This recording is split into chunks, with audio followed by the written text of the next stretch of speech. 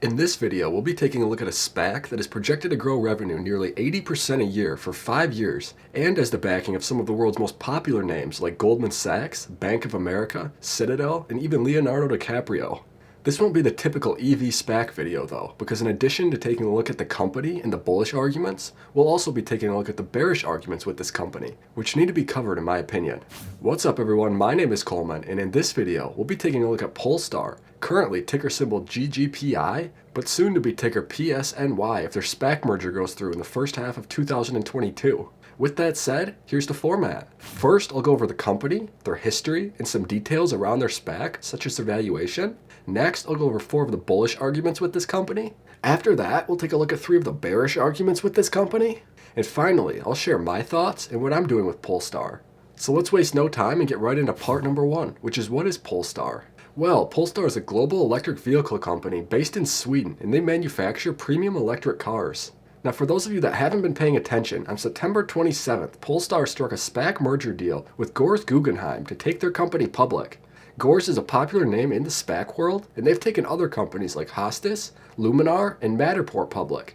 So them partnering with Polestar really got people excited. This merger is expected to close in the first half of 2022, and as part of the deal, Polestar will receive about $1 billion in cash, which they'll use to grow their business, for about 5% of the company, and this transaction puts their enterprise value at about $20 billion, assuming a share price of $10. So with the stock trading around $15 a share today, Polestar currently has a market cap of about $30 billion, which is more than companies like Canoo, Fisker, and Faraday combined, but much less than other companies like Rivian and Lucid. Now, Polestar was founded in 1996 as a partnership with Volvo, and after eventually being acquired by Volvo, which is Geely's parent company, in 2015, they were spun off in 2017 to produce electric vehicles.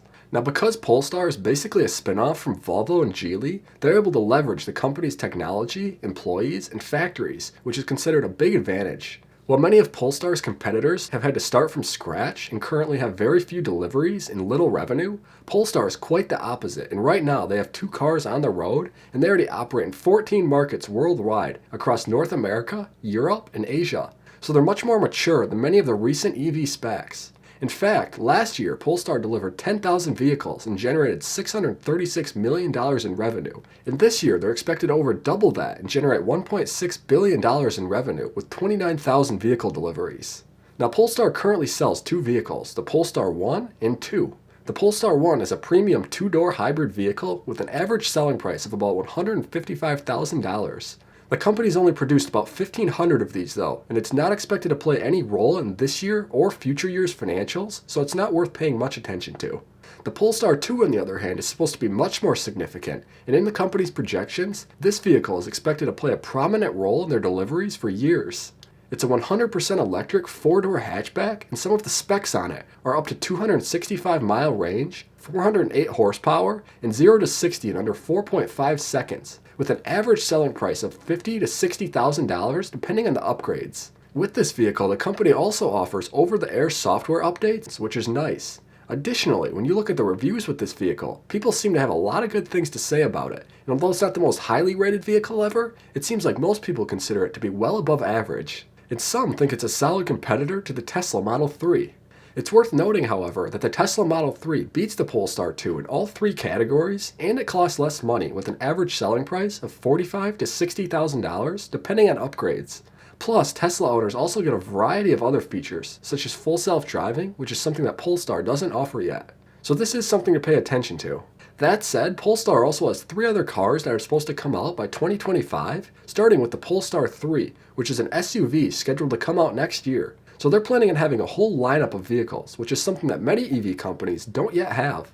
So what's the bull case with Polestar? Well, let's run through 4 of the main points. One of the main bullish points with Polestar is industry adoption. For a while now, it's been assumed that EV sales will eventually overtake ICE, but that wasn't supposed to happen for at least a decade. EV adoption is really accelerating though, and although studies used to say this flip could happen around 2033, that number continues to get lowered, and now studies believe that this flip could happen as early as 2025. Now, whether this happens so soon remains to be seen, but when you consider the declining costs and improving technology, coupled with thousands of dollars of tax credits per vehicle and expanding charging infrastructure, there's no doubt that EV adoption will continue increasing, which could help companies like Polestar. And this leads me into another bullish point, and that is their opportunity to enter new markets. Currently, Polestar operates in about 14 markets worldwide, and they have about 86 sales locations and about 500 service points. That said, as the company introduces new vehicles like the Polestar 3, 4, and 5 over the next few years, the goal is to be in over 30 markets. Additionally, they're looking to have over 150 sales locations, also known as spaces, which are showrooms where people can look at vehicles with no salesperson. This is similar to what Tesla, Rivian, and Lucid do. Polestar is also looking to add 800 service points by 2022 to 2023, and overall, they're planning to over double their reach in just a few years. Now, it should be noted that these projections are based on management estimates, and from what we've seen from other EV SPAC presentations, these numbers can definitely be wrong, so keep that in mind. But overall, the company is expecting to experience a lot of growth as they enter new markets, which people like. Another bullish point with Polestar is that they're backed by Geely and Volvo. Currently, Polestar is about 50% owned by Geely and about 50% owned by Volvo, which is Geely's subsidiary, and even after the SPAC deal gets completed, they'll still own over 90% of the company. These are both very well-established brands, and Geely is valued at over $30 billion, so they have a lot to offer, such as product development, production, distribution, and technology. So Polestar doesn't have to build everything from scratch. For example, Polestar is using Volvo's service network to help with maintenance and customer service. Additionally, manufacturing will be a big area where these two companies help, and aside from one small 750-car facility owned by Polestar, all of the other existing facilities are owned by Geely and Volvo, and 4 of them will be operated by them as well. Because of this, Polestar will be able to leverage these companies' infrastructure and experience in manufacturing, which could be a huge advantage. Elon Musk has said that at Tesla, designing and producing a prototype was the easy part, while mass manufacturing was much more difficult. That being said, because Polestar is leveraging their relationship with experienced companies like Geely and Volvo, they might be able to avoid these problems, which people like. The final bullish point I want to touch on with Polestar is their valuation compared to other EV companies. For example, Polestar is projected to deliver nearly 30,000 vehicles this year and 65,000 vehicles next year, and they're currently valued at around $30 billion. While companies like Rivian and Lucid are expected to only deliver about 1,000 vehicles this year, and Rivian's projected to deliver 10,000 vans next year and 55,000 trucks by the end of 2023, and they're valued at over $100 billion. Additionally, Lucid is projected to deliver nearly 22,000 cars next year, and they're valued at nearly $80 billion. So both companies lag behind Polestar in deliveries, yet have over twice the valuation. And when you consider this, it's why Polestar's valuation is attractive to some investors. Having said that, there are some bearish arguments, so let's go over 3 of those. One of the main bearish points I see with Polestar is competition. Now obviously Tesla is going to be the big dog, but there are also other companies as well. For example, on the legacy side, they'll need to compete with companies like Ford, GM, Toyota, etc. And among EV startups, they'll need to compete with companies like Lucid, NIO, and Xpeng. Now while it seems like Polestar has actually positioned themselves pretty good in this market, having to compete with companies like Tesla could be a problem, since they have more advanced technology, more EV experience, and better self-driving, to name a few things. This leads me into another concern people have with Polestar, and that is demand. Even though this is an industry with a lot of tailwinds, one of the questions facing most auto companies right now, aside from Tesla and maybe a few others, is how many people want to buy their company's electric vehicles over another company's. Like I mentioned earlier, even though the Polestar 2 actually seemed like a pretty good car, the Tesla Model 3 beats them out in many categories while also being cheaper. So if consumers choose Teslas or better performing or more popular brands, then that could hurt demand. And remember, Polestar has said that their vehicle estimates are based on their demand projections, so if demand falls short, then they would miss deliveries, which would also affect revenue and profitability.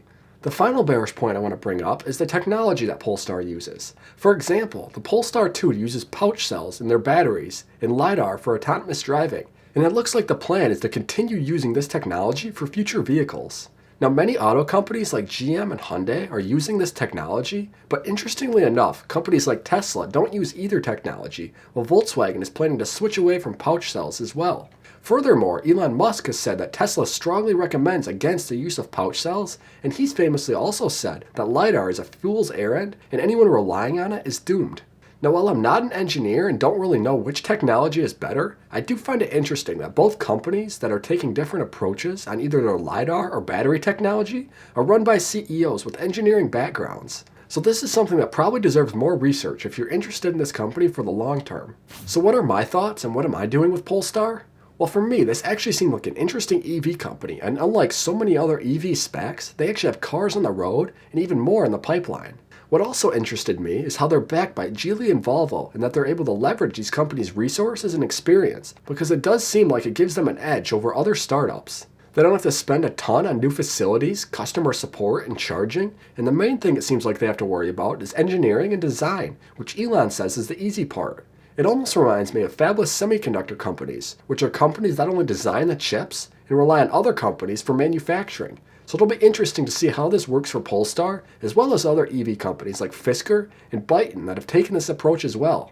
That said, right now I'm not buying them because as a long-term investment, I do have some questions. For one, I have some questions about their technology and the fact that they're using pouch cells and LiDAR. Although this is common practice and a lot of companies use pouch cells and almost every company working on autonomy uses LiDAR, given that Elon Musk, who is probably the most innovative person in this space, isn't using either, did make me pause. So I think this is something I'd probably like to know more about because since I like making long-term investments, I prefer not to buy companies that could be taking the wrong approach on something as important as self-driving, which is why this deserves more research. Additionally, I'd like to see how their demand looks in 6, 12, or 18 months. Right now, it seems like demand is strong and they're selling a decent amount of vehicles, but I'm curious to see how that will look in a year or so after a lot of the initial buying wears off.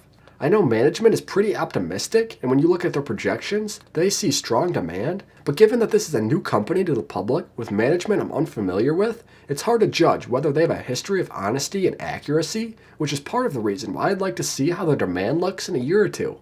Now, I don't want to sound too negative on Polestar because like I've said, this company actually did interest me, and compared to a lot of the other EV startups I've looked into, this is actually one of the most interesting. But that said, I do have some unanswered questions right now, which is why I'm currently not buying them, although that could change as I'm able to get more data. With that said, thank you so much for watching and hopefully you liked the video. If you want to see me break down C Limited, which people think could become the next $1 trillion company, then go ahead and click on this video right here, and I'll see you over there.